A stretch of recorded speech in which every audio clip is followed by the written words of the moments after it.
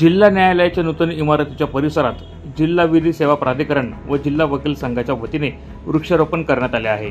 यावेळी कडुनिंब, कापूर यांसह विविध प्रकारच्या वृक्षांचे रोपण या ठिकाणी करण्यात आले आहे। पर्यावरणाचा समतोल साधण्यासाठी जिल्हा व सत्र न्यायाधीश माधुरी आनंद यांनी वृक्षारोपण करण्याच्या सूचना केल्या होत्या। त्या माध्यमातून आज वृक्षारोपण करण्यात आले।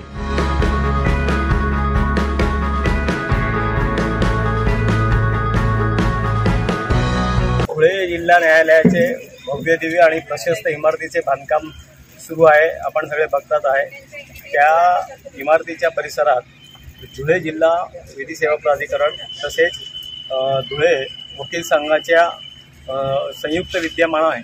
तर हा वृक्षारोपणाचा कार्यक्रम आज ठेवलेला आहे।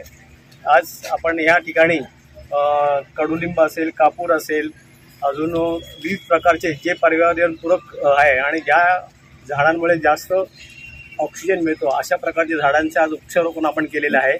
आणि त्या निमित्ताने आपण धुळे जिल्हा वकील संघाचं आणि धुळे जिल्हा विधी सेवा प्राधिकरण यांचे आपण आवाहन मानतो आहे आणि त्यांना आपण धन्यवाद देतो आहे। हा वृक्षारोपणाचा कार्यक्रम आज आपण सगळ्यांच्या वकील संघाच्या सर्व सदस्यांच्या सहकार्याने आज पार पाडलेला आहे। यावेळी जिल्हा न्यायाधीश एस.एम. तापकिरे, जिल्हा न्यायाधीश वाय.जी. देशमुख, जे.आर. पुलाटे, डी.एम. आहेर, जिल्हा विधी सेवा प्राधिकरणाचे सचिव प्रवीण कुलकर्णी, जिल्हा वकील संघाचे अध्यक्ष राहुल पाटील, सार्वजनिक बांधकाम विभागाचे कार्यकारी अभियंता आर.आर. पाटील, उपअभियंता धर्मेंद्र झालटे यांच्यासह मान्यवर मोठ्या संख्येने उपस्थित होते।